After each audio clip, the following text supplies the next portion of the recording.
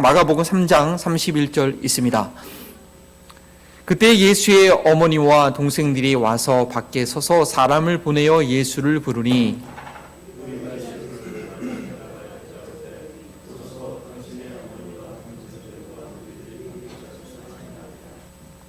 대답하시되 누가 내 어머니며 동생들이냐 하시고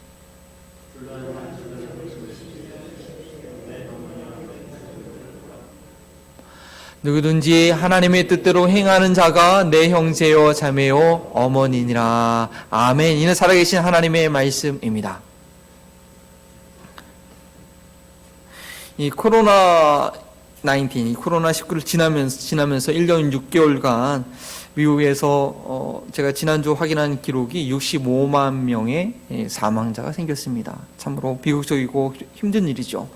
그리고 지금도 우리가 백신을 접종하지 않으면 이것은 끝나지가 않는 그런 쉽지 않은 충격적인 상황입니다.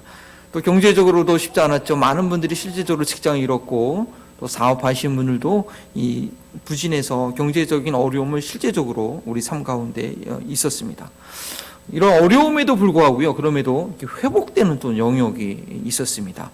사람들이 외부 활동을 많이 안 하게 되니까 자연의 생태계가 정상으로 돌아오는 그런 게 있었고요.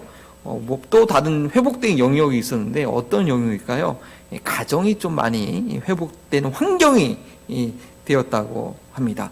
밖에서 일하던 부모님들이 자택근무로 하고 아이들도 학교에 가지 않고 집에서 늘 온라인으로 공부를 하면서 부모와 자녀가 물리적으로 같이 있을 수 있는 시간이 많았고요. 그러다 보니까 밥도 또 같이 먹고 대화도 좀 이렇게 하는 그러한 환경이 잘 조성되었습니다. 다른 공동체는요 거의 해체 수준이었는데 가정만큼은 하나님의 특별한 보호하신 가운데 좀 함께 할 수 있는 그런 환경이 되었습니다. 그런데 사회적 통계를 보면요 안타까운 소식은 가정폭력이 더 많았다라는 그런 결과가 있습니다. 그동안에 같이 있지 않다가 억지로 이렇게 같이 있는 시간이 많다 보니까 생긴 역효과이지요. 그래서 우리 같이 있는다고 해서 공동체가 다 회복되는 것은 아닙니다. 공동체가 이루어지는 것은 아니죠. 정말 무엇이 공동체를 이루게 하는지 우리가 그것을 알고 그 요소를 공급하고 적용하기에 힘써야겠습니다. 가정이 그냥 같이 밥만 먹고 있는다고 정말 가정이 되는 것이 아니라 가정이 가정되기 위한 그런 필요한 요소가 있지 않겠습니까? 예수님처럼 행동하기 6번째 시간은 성경적 공동체입니다. 우리가 공동체의 중요성에 대해서 우리가 이미 배웠습니다. 그래서 예수님처럼 생각하기 첫 번째 시간에 하나님에 대해서 배우는데 하나님이 우리 삼위일체 하나님이다. 공동체로 계신 하나님이다. 우리가 그 하나님의 형상대로 지음받았기 때문에 우리도 물론 공동체로 있게 된다라는 그런 말씀드렸죠. 또 예수님처럼 생각하기 6번째 시간 우리가 교회에 대해서 말씀드리면서 이 교회라는 공동체 안에서 믿음 생활하는 것이 얼마나 중요한가. 우리의 믿음의 성장은 개인의 성장이 아니라 그리스도의 몸으로서 이 교회가 성장하면서 공동체가 성장하면서 그 안에 지체로서 나의 믿음이 성장할 수 있다라고 하면서 이 공동체 생활의 중요성에 대해서 말씀드렸습니다. 그러면 우리가 그 공동체를 어떻게 이룰 수 있을 것인가에 대한 실행과 답이 필요한 것입니다. 그래서 예수님처럼 행동하기 전체적으로는 16번째 시간 공동체에 관한 말씀을 드리기 원합니다. 저희는 계속해서 예수님의 삶과 행동을 보면서 우리가 어떻게 행동해야 될지를 계속 찾고 있습니다. 예수님께서는 과연 공동체를 어떻게 이해하셨으며 또 그 공동체를 이루기 위해서 무엇을 하셨는가, 그것을 우리가 살펴보기 원합니다. 오늘 읽은 마가복음 말씀과 그 외에 예수님께서 가르쳤던 말씀을 우리가 기억하고 따라가기를 원합니다. 외적인 환경만 주어졌다고 공동체가 될 수 있는 것이 아니죠. 진정한 공동체를 이루는 본질을 파악하고 그것을 우리가 실행할 수 있어야겠습니다. 첫 번째는 무엇이 공동체를 이루게 하는가, 왓에 관한 얘기입니다. 누가 내 동생이며 내 어머니냐, 누가 나의 어머니며 나의 동생들이냐라는 이 질문은요 제자도에 대해서 상당히 혁신적인 그런 레디컬한 내용으로 예수님께서 친히 실천하고 있는 바를 우리에게 보여줍니다. 오늘 본문 말씀의 배경을 한번 생각해 봅시다. 대략적으로 이 시점은요, 예수님께서 공생애를 시작한 지 한 반 정도 되는 1년 6개월이 지난 중간 지점이라고 합니다. 예수님의 사역이 점점 사람들한테 알려지고 또 예수님을 따라다니는 사람들이 많아지면서 그 중에서 예수님께서 몇 명, 베드로나 요한이나 야고보처럼 몇 명을 미리 제자로 부르시고 그 이후에 예수님 12제자가 확정된 것이 초기가 아닙니다. 한 공생이 중간 기간인데 그때 12제자를 확정한 그 이후 시점입니다. 이제는 예수님의 사역이요, 조직을 갖추어져서 이루어지고 있는 상황이죠. 개인적으로 홀로 사람들을 가르치고 병을 고치는 그런 수준이 아니라 예수님을 전적으로 따라다니는 이 12제자들이 아주 행정적인 지원 가운데 조직적인 사역을 이루고 있습니다. 나름대로 아주 안정적인 사역 공동체를 이룬 것입니다. 예수님의 사역이 아주 본격적으로 커지고 있는 상황입니다. 그래서 오늘 읽었던 본문 말씀 앞구절에 보면 어떤 한 집에 들어가는데 사람들이 너무나 많이 몰려 들어가지고 이 식사할 겨를도 없었다고 합니다. 그런데 예수님의 친척들, 거기는 가족이 아닌 친척들이라고 나오는데 요셉의 형제들이 좀 많이 있었나 봅니다. 예수님의 친척들이 예수님께서 미쳐가지고 지금 제정신이 아니다, 제가 뭐 하는지 모르겠다, 우리가 어렸을 때 이렇게 성장한 거 다 봤는데 제가 미치지 않고서야 저럴 수 없다라고 하면서 예수님을 그 집에서 붙들어서 끌어내고 있는 상황이 발생합니다. 그리고 예수님에 관한 소문을 듣고요, 유대에서 예루살렘에서 내려온 서기관들이 뭐라고 얘기하느냐, 가족들도 그렇게 얘기하니까 바알세불의 힘을 얻어서, 귀신의 힘을 입어서, 귀신 대장의 힘을 얻어서 귀신을 내쫓는 것이라고 예수님의 사역을 폄하하고 있었습니다. 이러한 상황 가운데 그 다음 장면에 바로 예수님의 어머니와 예수님의 친동생들이 예수님을 불러내고자 찾고 있는 그런 상황, 불러내고자 사람을 보낸 그런 상황입니다. 영향력을 발휘하고 있는 예수님을 인정하고 따르기보다는 이 가족이라는 혈육의 특권을 가지고 예수님을 자신들이 있는 곳으로 이렇게 불러내려고 하는 그런 당돌한 요구를 하고 있는 것이죠. 예수님께서 계신 곳으로 그 다른 제자들처럼 앞으로 나아가서 말씀을 듣기보다는 우리가 예수님과 똑같은 마리아를 통해서 태어난, 그리고 어렸을 때부터 형이라고 불렀던 친밀감을 근거로 해서 많은 군중들이, 회중들이 있는 그 앞에서 어머니 마리아를 내세워서 형이요 오빠인 예수님의 이목을 자신들에게로 이끌려고 했던 그런 시도가 보이지 않습니까? 물론 우리 예수님은 육신의 어머님을 나몰라 했던 그런 분은 아니시죠. 여러분 기억하시지 않습니까? 최후의 십자가의 그 마지막 순간, 가상 7원의 한 가지 내용이 뭡니까? 요한을 보면서 내 어머니다, 또 마리아를 보면서 당신의 아들입니다 하면서 그 어머니를 이렇게 부탁할 정도로 육신의 어머니를 잘 공경했던 분입니다. 그러나 예수님은 이 혈육이라는 거예요. 혈육은 하나님 나라의 공동체에 관여할 것이 없음을 분명하게 말씀하십니다. 레디컬이라는 책 있지 않습니까? 아주 레디컬하게 말씀하십니다. 그래서 뭐라고 질문하죠? 누가 내 어머니며 동생들이냐? 아니 이게 무슨 말입니까? 비록 예수님께서 성령으로 잉태되시긴 하셨지만 그래도 마리아의 뱃속 자궁에서 9개월 동안 자라나셨고 그 마리아의 출산의 고통을 통해서 태어났습니다. 그리고 야고보와 마가복음 6장 3절의 말씀 보니까 야고보와 요셉과 시몬, 유다가 동일하게 마리아를 통해서 태어난 형제들이고 그의 누이들도 있다고 그렇게 증거하고 있지 않습니까? 성경 구절 한번 직접 보여주시면, 저기 마가복음에 저렇게 형제들의 이름까지 있고 누이도 있다고 그렇게 얘기하고 있습니다. 그런데 주님께서 말씀하십니다. 그런 상황임에도 불구하고 주님께서 뭐라고 말씀하시냐, 우리 다 함께 한번 읽어보겠습니다. 둘러앉는 자들을 보시며 이르시되 내 어머니와 내 동생들을 보라. 누구든지 하나님의 뜻대로 행하는 자가 내 형제요 어머니니라. 누구든지 하나님의 뜻대로 행하는 자가 나의 가족이라는 그런 어처구니 없는, 그들에게 있어서는 황당한 얘기를 주님 말씀하고 계십니다. 예수님께서 가족의 정의를 다시 하십니다. 예수님을 구세주로 영접하고 따라가는 자들에게 있어서는 하나님의 뜻을 함께 행하는 이들이 가족이라는 것입니다. 하나님의 뜻을 행하는 자가 나의 부모요, 하나님의 뜻을 받드는 자들이 나의 형제요 자매라고 하십니다. 저희가 교회 안에서 우리 성도님들을 형제님, 자매님이라고 그렇게 부르는 것이 그냥 듣기 좋으라고 하는 그런 친근감의 표시가 아니라 하나님을 동일한 아버지로 두었기 때문에 한 가족이 되어서 같이 그 뜻대로 살아가는 이들이라는 그런 암묵적인 그런 깊은 의미가 있는 것입니다. 사회가 타락함에 따라서 이 남성과 여성이 결합하는 이 결혼을 다르게 이 정의하는 나라들이 미국을 비롯해서 29가지의 나라가 있긴 하지만, 그렇지만 예수님께서는 하나님 나라에 있어서 이 가족을 재정의하긴 했어도 이 부부관계를 재정의하지 않았다는 사실을 우리가 분명히 해야 됩니다. 예수님께서 가족을 재정의하셨다고 부부까지, 절대 부부는 그렇지 않습니다. 주님께서 뭐라고 말씀하십니까? 부부는 남자가, 창세기 말씀을 인용하면서 남자가 그 부모를 떠나 아내와 합하여 한 몸이 될지니라고 아주 분명히 못 받고 계시죠. 물론 이 부부관계는요, 또 부활의 몸을 얻는 영원한 나라에서는 더 이상 이 부부관계가 필요하지 않죠. 부활의 몸을 얻었을 때는 한 사람으로서 온전한 예수님과 같은 그런 완벽한 사람이 되는 것입니다. 하나님의 뜻을 행하려고 예수님 앞에 모여있는 그들을 통해서 가족을 재정의하신 것에서 저희는 하나님 나라의 공동체가 되기 위해서 우리에게 필요한 것과 또 불필요한 것이 무엇인지 발견하게 됩니다. 사람들끼리 자기들이 모아서 모이는 공동체가 아니라 예수님께서 원하시는 공동체가 세워지기 위해서는 무엇이 필요하냐? 반드시 필요한 것은 뭐냐?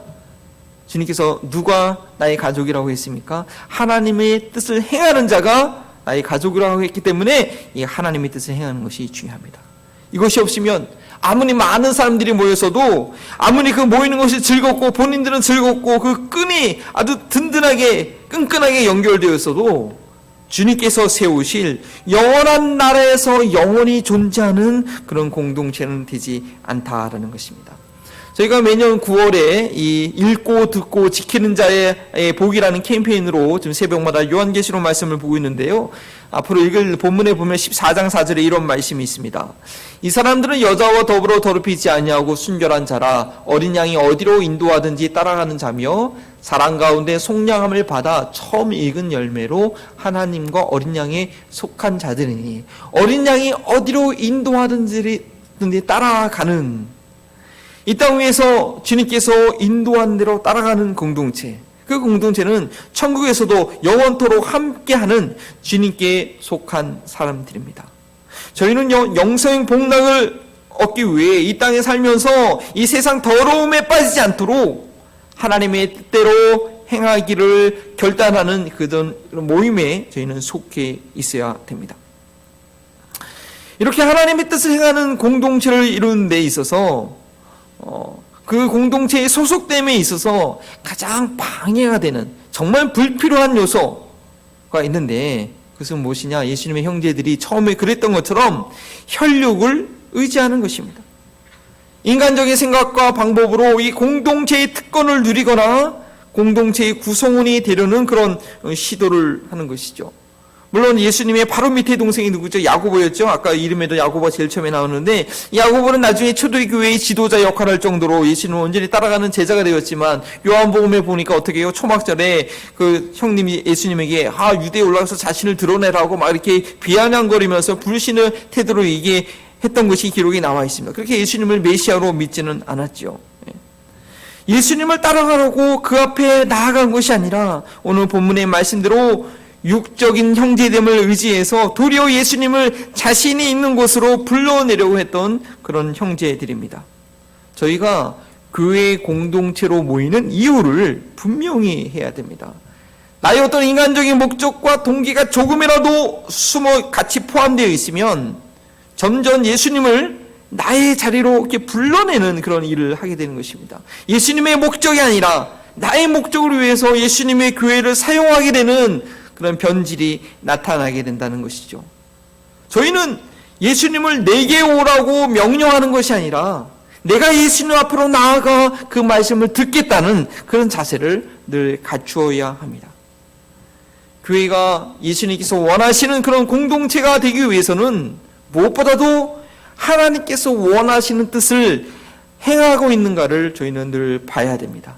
내가 즐겁고 내가 은혜 받고 내 마음이 편하다고 해서 예수님께서 함께 하시는 그런 교회에 속해 있다라는 것이 아니죠.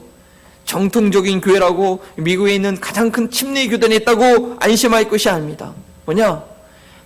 교회마다 말로는 인정하나 행위로는 부정하는 그런 이단 중에 이단에 속한 교회가 있을 수 있다는 것이고, 그런 교회에 속해 내가 있을 수도 있는 것입니다. 불편하고 힘들어도 부담이 되어도 하나님의 뜻을 늘 구하고 행하기를 힘쓰는 이들이 있는 그런 공동체인가를 확인할 수 있어야 됩니다. 모임 가운데, 교제 가운데, 회의 가운데 어떤 이야기가 오가고 무엇을 인하여 고민하고 무엇을 위해 마음을 모으고 있는지 아주 냉철하게 볼 수 있는 감각이 살아 있어야 됩니다. 예수 그리스도께서 세우신 공동체에 참여한다는 것은요, 철저히 자기를 부정한다는 것입니다. 그 공동체는 하나님의 뜻을 이루기 위해서 자기의 목숨까지도 미워하며 자기에게 본능적으로 연결된 모든 관계를 끊어버릴 수 있는 그런 이들이 모인 곳이기 때문입니다.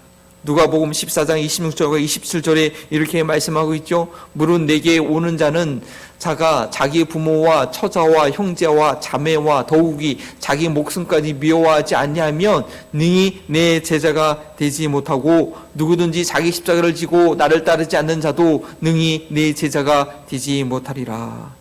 여러분들, 이것이 예수님을 믿는, 예수님을 따라가는 제자의 길이라는 건 알고 계셨습니까? 혹시 성경을 읽다가 이 부분만을 싹 빼거나 읽다가 이 부분만을 졸고 계셔서 저런 말씀이 있었나? 이런 말씀이 있었으면 내가 예수님을 내가 어떻게 믿지라고 혹시 생각하지는 않습니까?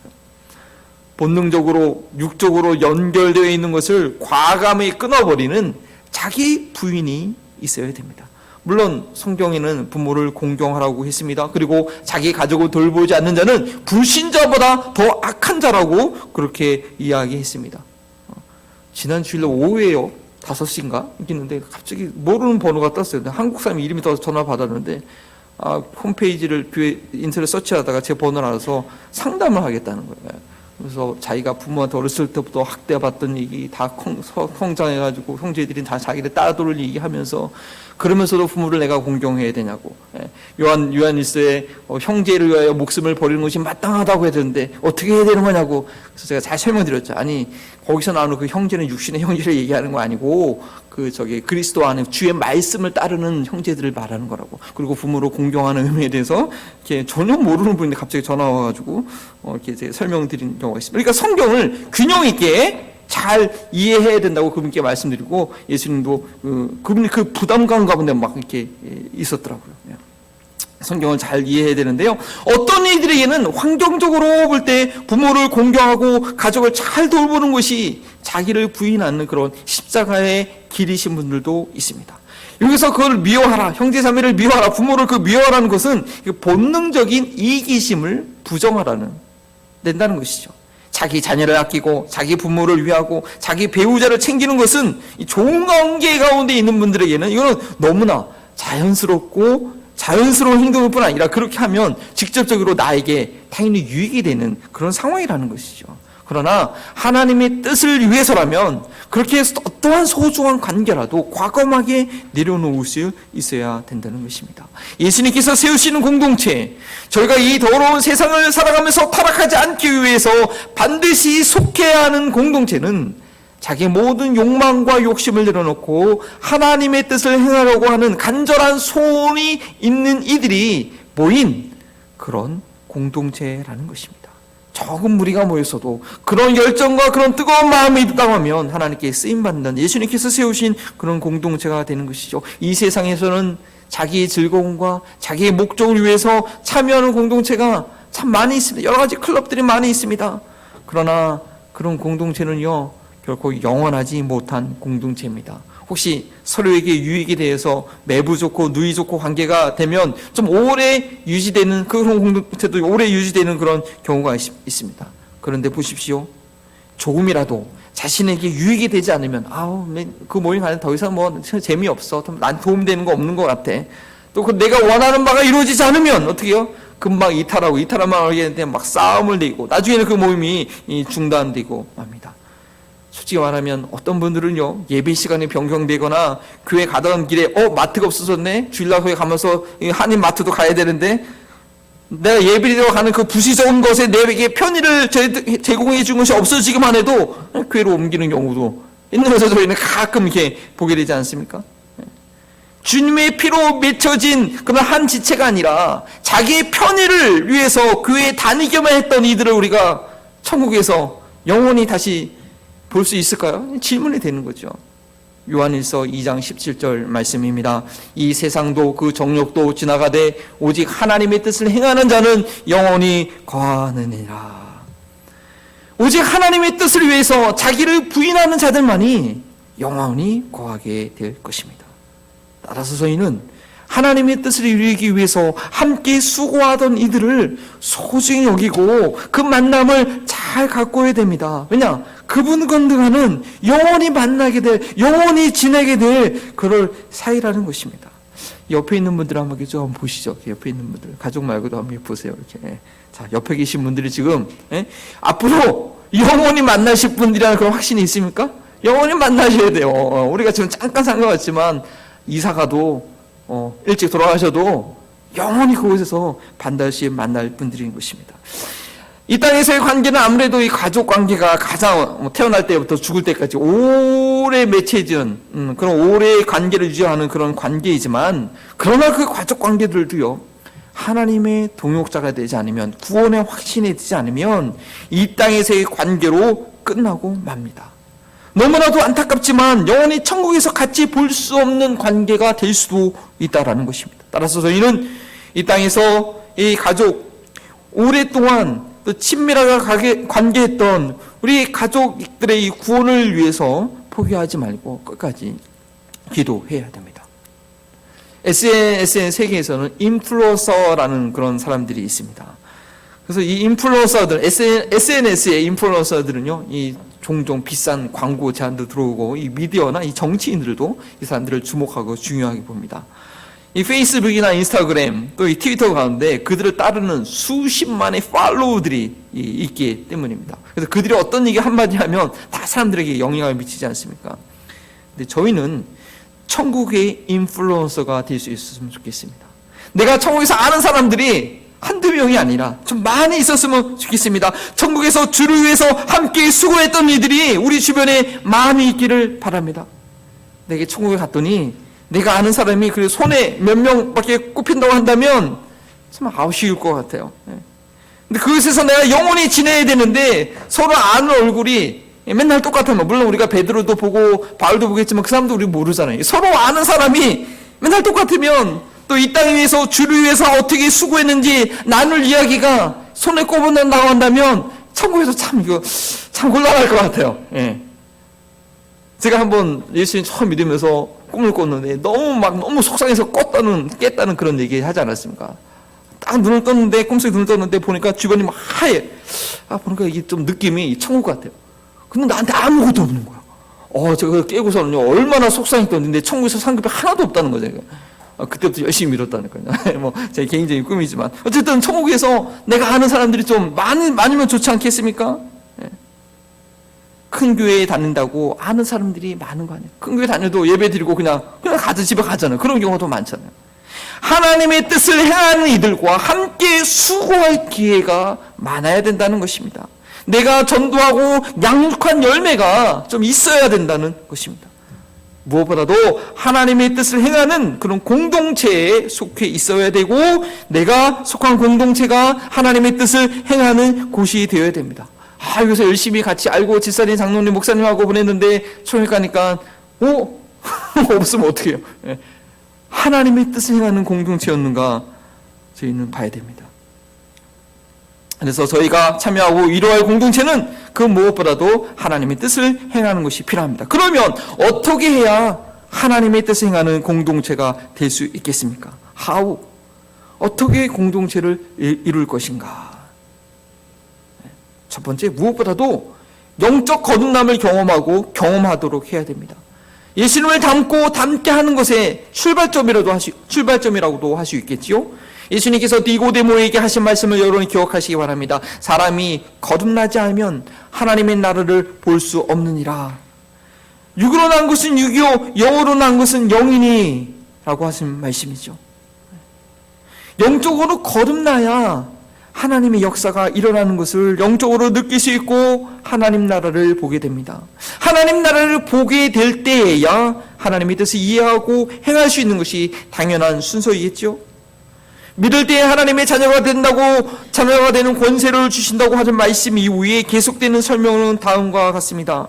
요한복음 1장 13절에 이는 혈통으로나 육정으로나 사람의 뜻으로 나지 아니하고 오직 하나님께로부터 난 자들이니라. 육으로 태어난 것이 전부가 아니요 반드시 하나님으로부터 다시 태어나는 역사를 경험해야 됩니다. 뭐라고 하죠? 중생이라고 하죠. 교회는 성령으로 거듭난 이들의 공동체입니다. 교회에는 이 역사가 계속 일어나야 됩니다. 물론 처음부터 거듭나서 교회에 소속되는 그런 경우는 무척 드뭅니다. 어쩌다 보니까 이렇게다가 저렇게다가 교회에 오게 되는 거죠. 근데 교회는 영적인 어머니의 품과 같은 곳이어서 여가리 사정으로 다양한 배경 가운데 찾아온 이들을 사랑으로 품어서 말씀과 기도로 거듭남을 경험하도록 해야 한다는 것입니다. 교회는 거듭나는 성령의 역사가 계속되도록 기도해야 됩니다. 교회에서 거듭나는 역사가 없다고 한다면 그것은 아무것도 아닙니다.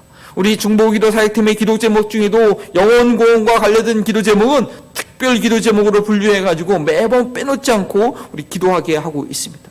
교회에서 매주, 매달, 매년 거듭나는 영혼이 생겨날 때에 바로 그 공동체가 하나님의 뜻을 행할 수 있는 공동체가 되는 것입니다.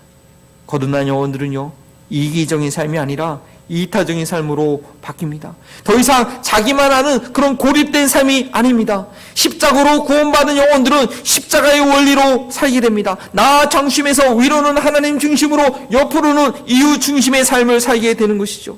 죄가 하는 일은 무엇입니까? 죄가 하는 일은 분리시키는 것입니다. 하나님과 인간 사이를 분리시키고 사람과 사람 사이를 갈라놓습니다. 십자가의 피로 거듭나기 전에는 하나님과 연결되지 않았기 때문에 하나님의 형상대로 지음받은 인간들과도 바르게 제대로 연결될 수가 없습니다. 섬기고 사랑하는 것이 아니라 지배하고 이용하려고 하고 아니면 그냥 혼자만의 세계에 그냥 갇혀 삽니다. 죄의 유리막에 갇혀 있어서 외로운지도 모르고 혼자만의 삶을 삽니다. 같이 살아가는 법을 알지 못하는 것입니다. 그러나 거듭난 영혼들은 사방으로 막혔던 문이 활짝 열린 것처럼 하나님을 사랑할 뿐 아니라 내 이웃이 드디어 보이게 되고 내 이웃을 내 몸처럼 사랑하고 싶은 마음이 아주 자연스럽게 생기는 것입니다. 하나님의 형상이 회복된 영혼들을 자연스럽게 하나님의 형상대로, 하나님의 형상이 그 회복된 영혼들은 너무나 자연스럽게 하나님의 형상대로 지음받은 형제의 자매들을 향하게 되는 것입니다. 따라서 구원받았다는 것은 바로 공동체성이 회복되었다라는 것입니다. 따라서 공동체를 이루기 위해서는 먼저 영원히 거듭나는 역사가 이루어져야 됩니다. 두 번째는 하나님의 뜻을 이루기 위한 분명한 목표가 있어야 됩니다. 예수님께서도 제자들을 불러 자신과 같이 있게 했을 뿐 아니라 또한 보내어 전도하게 하셨습니다. 마가복음 3장 14절 말씀이죠. 이에 12제자를 세우셨으니 이는 자기와 함께 있게 하시고 또 보내어 전도도 하며. 부르심에는 목적이 있습니다. 어떤 사람을 위험에서 건져내기 위해서 수십억 달러를 사용했다고 합시다. 그냥 아무 목적 없이 그냥 건져냈을까요? 엄청난 재정을 사용했다고 한다면 그 사용한 재정만큼이나 그 사람에 대한 특별한 목적이 있는 것입니다. 저희 한 사람 한 사람이 구원받기 위해서 하나님께서 어떤 값을 치르셨나요? 나 같은 죄인이 구원받기 위해서는 이 세상의 어떤 재물로서도 그 누구의 희생으로도 그 수명의 목숨으로도 가능하지 않고 오직 하나님의 순전한 어린 양, 죄 없으신 독생자 예수 그리스도의 죽음으로만 가능했습니다.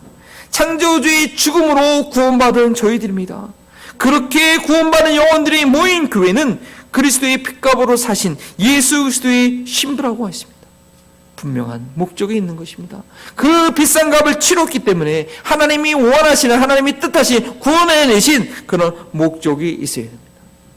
따라서 교회 공동체는 분명한 목적 의식이 있어야 됩니다. 저희가 괜히 그냥 모이는 것이 아닙니다.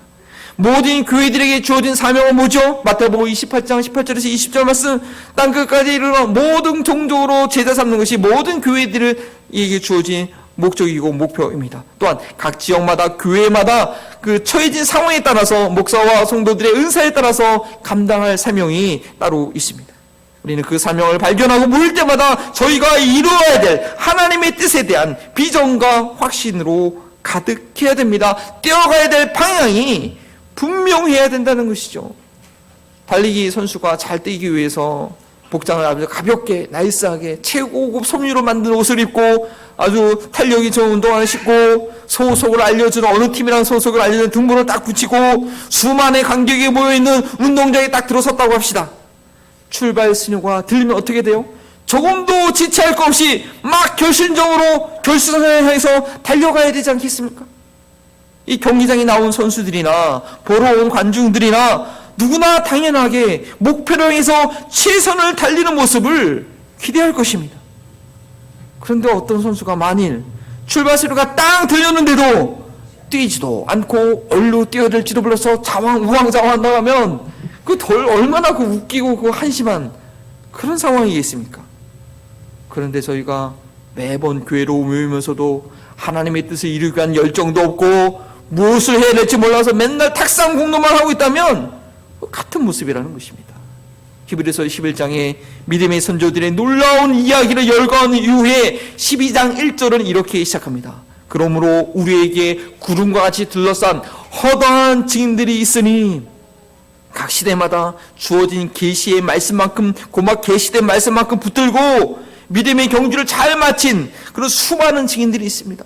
그 시대에는 모세에는 노아에게는 아니면 아브라함에게는 고막한 주어진 그 계시를 붙들고 자기의 그 믿음의 영역과 최선을 달린 그 믿음의 증인들이 지금 하늘에 우리를 둘러보면서 수없이 있다라는 것입니다. 그들이 아직 우리 땅에 지금 이 복음의 시대, 선교의 시대에 이 땅에서 지금 경주하고 있는 저희들을 보면서 기대를 하고 있습니다. 어떤 기대를 하고 있나요? 저희가 요즘 읽고 있는 요한계시록 6장 9절과 10절에 이런 말씀이 있습니다. 다섯째 인을 뜨실 때 내가 보니 하나님의 말씀과 그들이 가진 증거로 말미암아 죽임을 당한 영혼들이 제단 아래에 있어 큰 소리로 불러 이르되 거룩하고 참되신 대주제여 땅에 거하는 자들을 심판하여 우리를 피를 갚아주지 아니하시기를 어느 때까지 하시려 하나이까. 그들이 속히 하나님의 심판과 구원의 역사가 마무리되기를 고대하고 있습니다. 저희가 맡겨진 경기를 속히 우리가 잘 달리기를 기대하고 있습니다. 2021년 저희 교회는 예수님 닮고 예수님 닮게라는 목표를 가지고 뛰고 있습니다. 예수님을 닮는 모습으로 훈련되고 또한 그 예수님을 다른 이들이 알게 해야 됩니다. 빌리브 성경 공부 훈련이 이제 절반을 지났고 12월 마지막 주일까지 진행해야 됩니다. 이 30과의 그 내용을 우리가 진지하게 감당한다면, 또 여러분 듣는 설교를 진지하게 마음에 듣고 적용한다면 앞으로의 평생의 삶을 통해서 예수님을 닮고 예수님을 닮게 하는 삶의 목표가 더 선명해질 것입니다. 제가 이곳에서 목회하면서 갖게 되는 그런 작은 소망은 딱 한 가지입니다. 2020년 인구 센서스 조사해 보니까 이 알라마스 카운티에 175명의 한인들이 등록되어 있습니다. 우리 한마음버린 통교회가 이곳에 있는 동안에는 단 한 영혼도 예수님에 관해서 못 듣고 그냥 돌아가신 분이 절대 계셔서는 안 되겠습니다. 물론 이미 예수님을 잘 알고 계신 분들도 있겠지요. 그러나 예수님에 대해서 피상적으로 아는 것이 아니라 예수님이 누구신지, 예수님과 교제하는 삶이 무엇인지 우리 한마음버린 통교회 성도들의 삶과 말의 증언을 통해서 예수님이 누구신지 정말 천국문에 섰을 때 핑계하지 못할 정도로 분명히 알게 되는 그런 생명의 역사가 우리 교회가 있음으로 인하여 나타나기를 소망합니다. 성경적 공동체는 하나님의 뜻을 알고 행하는 그런 공동체입니다. 교회로 모일 때마다 자신의 유익과 만족과 편의를 내려놓고 우리 한마음버린 들에게 향한 하나님의 뜻이 무엇인지 발견하고 실행하여서 이 175명의 한인들 모두가, 이곳에 있는 모든 한인들이 정말 가보고 싶다, 교제하고 싶다, 함께하고 싶다 할 수 있는 그런 공동체가 될 수 있기를 주님의 이름으로 축원합니다. 우리 그러한 소원을 가지고 함께 일어나서 함께 찬양합니다.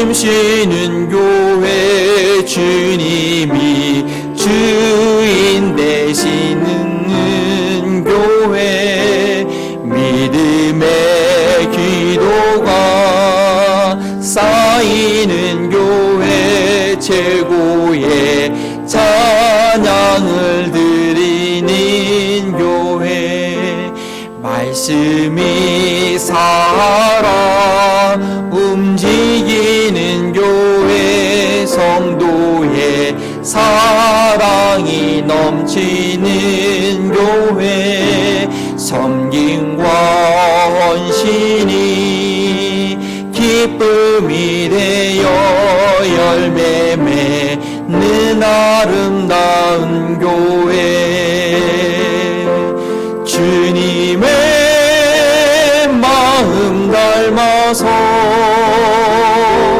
이웃을 사랑하는 교회, 주님의 영광을 위해서 빛 대신 주님 전하는 교회, 사랑의 불꽃이 활짝 피어나 날마다 사랑에 빠지는 교회, 주께서 사랑하는 우리 교회가 이런 교회 되게 하소서.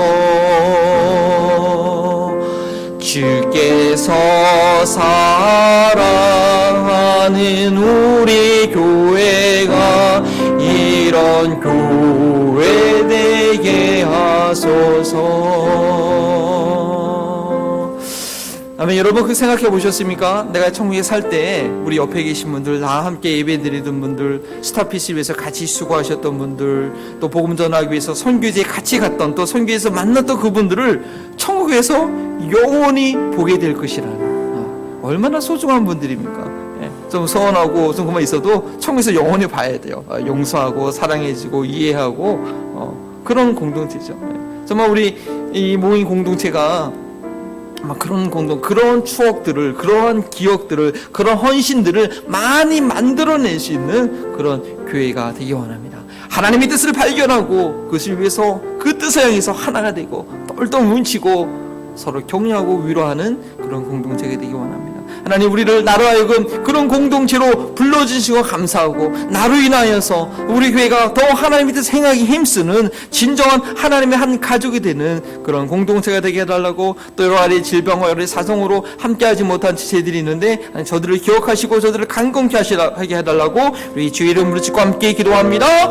주여 감사합니다. 하나님, 저희를 하나님 한마음 버린 통교회 하나님 복음을 증거하며 이웃을 섬기며 아버지 사랑하는 공동체로 불러주시니 감사합니다. 나의 모든 이기심과 나의 계획과 아버지 나의 마음을 내려놓게 하여 주시고, 아버지 정말 이 공동체를 통해서 주님의 뜻을 행하기를 힘쓰는 아버지 저희들 되기 원합니다. 아버지 한마음 버린 통교에 있는 자들마다 아버지 그 영혼이 살되고 범사에 살되게 하시고, 하늘의 평안을 누리게 하시며 하늘의 풍성한 은혜를 누리게 하시고, 하늘의 은혜를 덧입어서 이 땅 가운데 주어진 일들을 함께 힘껏 해낼 수 있는, 감당할 수 있는 아버지 그런 믿음의 공동체가 되게 하시고, 성령께서 역사하시는 공동체 되게 하여 주옵소서. 부족한 중에 약함과 악함을 용서하시고 불쌍히 여겨주시고, 아버지 우리 성도들의 삶을 강건하게 하시며 모든 질병으로부터 자유롭게 하시고 강건함을 얻게 하여 주시고, 함께 나와 교제하며 주의 말씀 함께 나눌 때 나를 향한, 우리 교회를 향한, 아버지 내 인생을 향한 하나님의 놀라운 사랑과 그 긍휼과 근총을 아버지 감격하며 감사하며 깨달으며 헌신하게 하는 그런 놀라운 은혜가 있도록 주님 붙들어 주시옵소서. 주님이 도와여 주옵소서. 주님이 구하여 주시옵소서. 주님 붙들어 주옵소서. 아버지, 주 앞에 나와 예배할 때마다, 주의 말씀을 들을 때마다 성령의 그 놀라운 사랑의 음성을 듣는 저희들 되기 원합니다.